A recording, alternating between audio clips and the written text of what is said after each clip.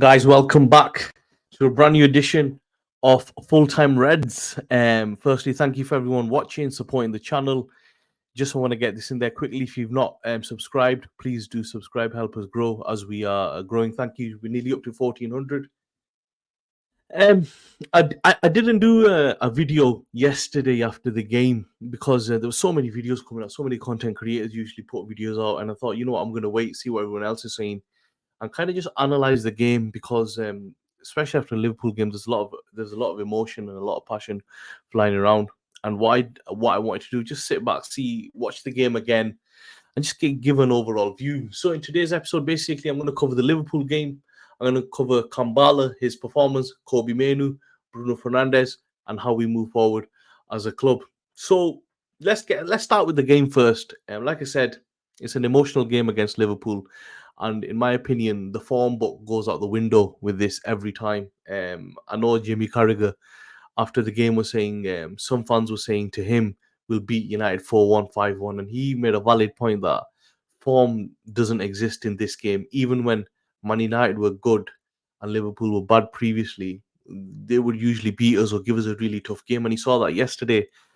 We went in at 1-0 half time. They had about 15 to 18 shots. And really, they should have buried the game. And I said at the time that this will be a big mistake because m- at this level, managers will make changes. And United did do that.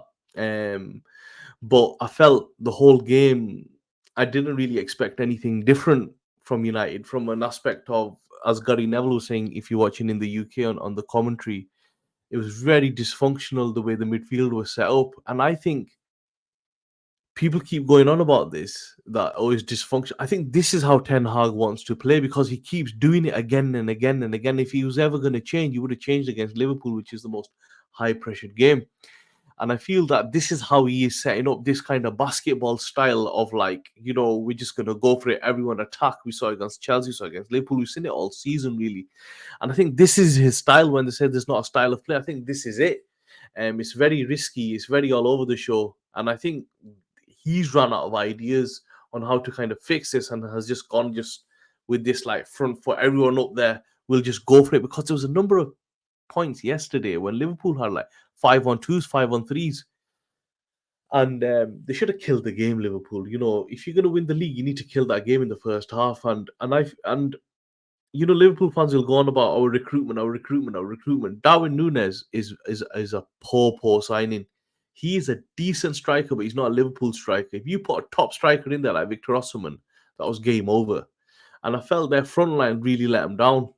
Salah was off it. I know he was fasting as well, but he was really off it yesterday. He should have killed the game. Núñez was poor, but United are going to give you. We're giving Brentford 30 odd shots, and I feel the way we are setting up, I think this is our Ten Hag's limit as a manager. I think this is what you're seeing is the best you're going to get out of him. Whether you agree that we keep him or we let him go or he'll work better under a new structure, I don't know, because I've seen this all season. I watched Tottenham, funny enough, after the game, Tottenham versus Nottingham Forest, and I thought Postecoglou, he sets his teams up really well, and he's not been here that long. I know it's his first season. Next season, he could drop off. Teams could figure him out. But I think Ten Hag has been figured out. I think he is struggling to come up with an alternative way of playing with the players he's got. And I think to play his game, you're going to need like 9, 10 players, which I can't see happening. And thirdly, he hasn't got enough adaptation in his tactical setup. He just sticks to that one way of playing, which you can do at Ajax. But in the Premier League, you need multiple ways of playing. I remember Solskjaer used to play 3 at the back, 4 at the back, wing backs, and you need that in your game. You definitely need that. But let's see what happens with him. Let's see how we move forward. I know we've got Bournemouth coming up on Saturday. Coming on to Kambala, I felt he had a great game.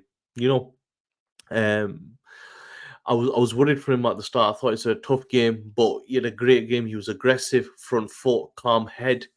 I felt he played really well with Maguire. Maguire, I'm going to come on to in a minute, but I felt he was very, very, very good. And I think based on the summer, I think United might not need another centre back. I know there will some are saying they need 3, they need 4. I think another 2 or 3 will be fine with Kambala as an option because I think he's really, really good, and I think he's somebody you can develop. And when you're bringing in centre backs from France and other countries, are they any better than a product of your own, which you could look to develop? So I think he should be given a chance until the end of the season.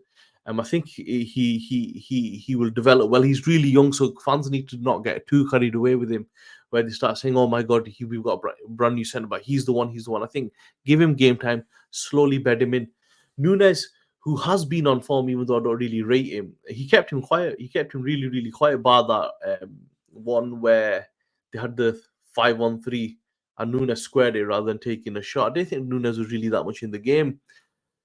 Um, so I feel he's played really, really well. Maguire, somebody that I feel has been really good in the past few months, and I think even yesterday with no midfield, I think he played well. In the air, he's a beast. Maguire is a beast in the air, and even on the floor yesterday, I think he's got limitations to a game, but I thought he played really, really well. And I think fans need to put some respect on his name, and start to realize he's not world class, but he's good, and he's been really good, and he's stepped up, and he's very rarely injured as well, which is a good thing with him. So that was another positive, Maguire and Kambala yesterday. My next point is Kobe Maino. I thought, start with the goal, world class, absolute world class that is. He's received it in between the lines. Normally he could have run down towards the goal, but he's gone for the hardest option where he's whipped it around, and no keeper, Pete Schmeichel, Van der Sar in net wouldn't save that. No keeper in the world saves that. Full stop. That was an amazing, amazing goal.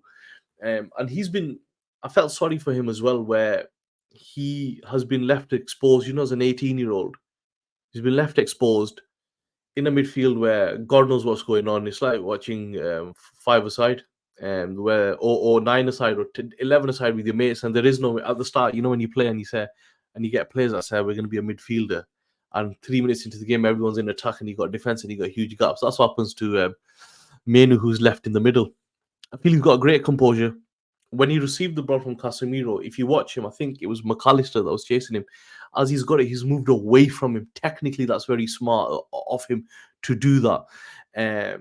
But I feel with him, he's been slightly off on his last few games, and that's because he's really young. He's only 18. He's played a lot of games. I think he's a player like City did with Ford and slowly bed him in, I think. Not just throw him in and start giving him 40 games a season. I feel he'll get burnt out. I think take your time with him. Let him give him games. Definitely give him games. Fergie used to do this. We'll go to players and say, I'm going to give you 25 games. I'm going to give you 20 games each season, and slowly bed him in. There shouldn't be any rush, but we shouldn't be putting this much pressure on him where we're saying that he has to start and he's the main man. He's only 18. His game will develop. He will make mistakes. He was making mistakes yesterday. He made mistakes against Chelsea, and that's just part of the game, but you need experienced players around him that can pick up their mistakes and guide him through the game. But the future is bright with him also, and I do feel from an experience point of view he should go with England. But Southgate hasn't got the balls to play him because he'll stick with his usual. But just from an experience point of view, I think he'll be really, really good that if he does go with England. Coming off onto one of my last points now, Bruno Fernandes. What could he say about Bruno Fernandes? I feel he means well. His heart's in the right place. He wants to do really well, but his game management is really, really poor. Even yesterday, he was going down a lot when it wasn't a foul. And this ref against City Arsenal let the game flow. So he should have known that. And he shouldn't have kept going down. And he doesn't need to play the Hollywood ball every single time, in my opinion. He needs to keep it simple. Sometimes just play short. Try to dictate the pace of the game. Because when people are going on, but the midfield's more poor, he is in the midfield. So they give him a bit of flack because of Bruno Fernandes and pile the pressure on Casemiro. But he is poor in that midfield because every time he tries to create a chance. And sometimes you need to keep it really, really simple. Play it short. Just recycle the ball, and that's what Liverpool were doing. If you notice that when they went 2-1 down, Klopp was going sicker on the sideline. What he's trying to do is try to tell him just keep playing your game, keep it simple, and don't overdo it. And with him, I feel he lacks that element of control. I think they should give him a rest. He's played a lot of games. I think Mason Mount's full in form. I think he should come in at number 10. I've been calling for him. If you follow me on Twitter or X, I think he should play. I think he'll give United a different dimension on how to play and how to approach the game, and how to move forward. So I think that's my concern with him. Whether I know his contract's up, whether how we move forward with him will be interesting. Do we keep him? If we do, I think the team needs to be built around him. Is he a player that in really, really big games can change it? Yes, because he scored yesterday, but he also has a lot of downside to him. I think it's something to see whether a new manager or Ten Hag can improve his game. Is something to see. Just adding into Bruno Casemiro, I felt he was very, very poor. Kept giving the ball away. Kept his legs have gone. It'll be interesting to see what happens with him in the summer. But from my point of view, I think, look, I said it in one of my podcasts before, this week coming up, which has just gone, these 3 games, Brentford, Chelsea, and Liverpool will dictate the season, and it has done. I don't think we'll finish. We'll end up 6th, 7th, in my opinion. What happens moving forward and who's in charge? Look, if they want to go with Ten Hag, we'll fully back him as fans. We'll get behind him, but he needs to show something as well. Like I've said, that he's the right man for the job. This talk of Southgate is total rubbish. I wouldn't believe that too much. For me, the only 2 people that can replace Ten Hag, or 3, are Nagelsmann, Hansi Flick, or Unai Emery. Otherwise, there's no point looking at anyone else. But yeah, guys, look, let me know what you think in the comments of the games, any player ratings, anything you want me to do more, cover more of, how we can improve as a channel and as a community, how we can get better. This is all about you guys and us working together. And thank you for everyone that's watched. Please subscribe and help us grow, and we'll catch you on the next one.